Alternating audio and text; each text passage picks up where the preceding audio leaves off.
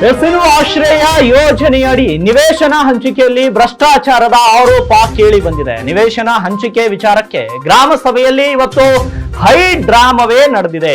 ಅರ್ಹರಿಗೆ ನಿವೇಶನವನ್ನ ನೀಡದೆ ಹಣ ಪಡೆದು ಅನರ್ಹರಿಗೆ ನೀಡುತ್ತಿದ್ದಾರೆ ಅಂತ ಗಲಾಟೆಯನ್ನ ಮಾಡಿದ್ದಾರೆ. ಗ್ರಾಮ ಸಭೆಯಲ್ಲಿ ಪಂಚಾಯತ್ ಅಧಿಕಾರಿಗಳು ಹಾಗೂ ಗ್ರಾಮಸ್ಥರ ನಡುವೆ ಮಾತಿನ ಚಕಮಕಿ ಏರ್ಪಟ್ಟಿದೆ. ಬೀದರ್ ತಾಲೂಕಿನ ಮಲ್ಕಾಪುರದಲ್ಲಿ ನಡೆದಂತ ಗ್ರಾಮ ಸಭೆಯಲ್ಲಿ ಈ ರೀತಿ ಒಂದು ಘಟನೆ ಏರ್ಪಟ್ಟಿರುವಂತದ್ದು. ಬಡವರಿಗಾಗಿ ಸುಮಾರು 2.5 ಎಕರೆ ಜಾಗವನ್ನ ಖರೀದಿಸಿ ನಿವೇಶನ ಹಂಚಿಕೆ ಸಂಬಂಧ ಸಭೆ ಕರೆಯಲಾಗಿತ್ತು. ಆದ್ರೆ ಮಲ್ಕಾಪುರ ಗ್ರಾಮದಲ್ಲಿ ಇಒ ನೇತೃತ್ವದಲ್ಲಿ ಸಭೆ ಕರೆಯಲಾಗಿತ್ತು.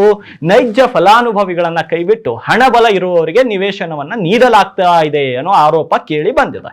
ಫಲಾನುಭವಿಗಳ ಆಯ್ಕೆಯಲ್ಲಿ ಅವ್ಯವಹಾರ ನಡೆದಿದೆ ಅಂತ ಆರೋಪಿಸಿ ಗ್ರಾಮಸ್ಥರಿಂದ ಅಧಿಕಾರಿಗಳಿಗೆ ತರಾಟೆಯನ್ನ ತೆಗೆದುಕೊಳ್ಳಲಾಯಿತು. ಇದೇ ವಿಚಾರಕ್ಕೆ ಮಾತಿಗೆ ಮಾತು ಬೆಳೆದು ಗ್ರಾಮಸ್ಥರು ಹಾಗೂ ಅಧಿಕಾರಿಗಳ ನಡುವೆ ಗಲಾಟೆ ಏರ್ಪಟ್ಟಿದೆ. ಗಲಾಟೆ ತೀವ್ರಗೊಳ್ಳುತ್ತಿದ್ದಂತೆ ಸ್ಥಳಕ್ಕೆ ಬೀದರ್ ಗ್ರಾಮೀಣ ಪೊಲೀಸರು ದೌಡಾಯಿಸಿದ್ದಾರೆ. ಗಲಾಟೆಯ ಪರಿಸ್ಥಿತಿಯನ್ನ ನಿಯಂತ್ರಿಸಲು ಪೊಲೀಸರು ಹರಸಾಹಸವನ್ನ ಪಟ್ಟರು. ಕೊನೆಗೆ ಪರಿಸ್ಥಿತಿಯನ್ನ ನಿಯಂತ್ರಿಸಿ ತಿಳಿಗೊಳಿಸಿದ್ದಾರೆ ಪೊಲೀಸರು.